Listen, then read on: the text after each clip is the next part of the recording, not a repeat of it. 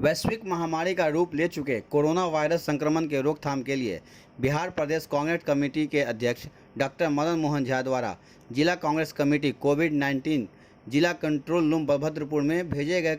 Dettol साबुन को रविवार को कांग्रेस द्वारा बनाए गए जिले के सभी प्रखंड स्थित कोविड-19 कंट्रोल रूम के प्रभारियों को सौंप दिया गया। जिला कांग्रेस अध्यक्ष सीताराम चौधरी, जिला उपाध्यक्ष सह जिला मीडिया प्रभारी मोहम्मद असलम, उपाध्यक्ष मनोज झा, दिनेश गंगनानी, जयंत झा, दयानंद पासवान, जिला युवा कांग्रेस अध्यक्ष राहुल कुमार झा, कृष्ण मोहन चौधरी, डॉक्टर जमाल हसन, संतोष श्रीवास्तव, उदित नारायण चौधरी, राजा अंसारी आदि नेताओं ने सोशल डिस्टेंसिंग बनाते हुए बलभद्रपुर स्थित जिला कांग्रेस कार्यालय में गरीब परिवारों को डिटोल साबुन दिया।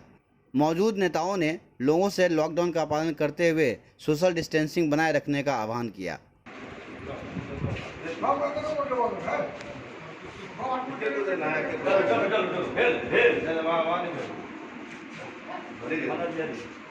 आपको नहीं मिला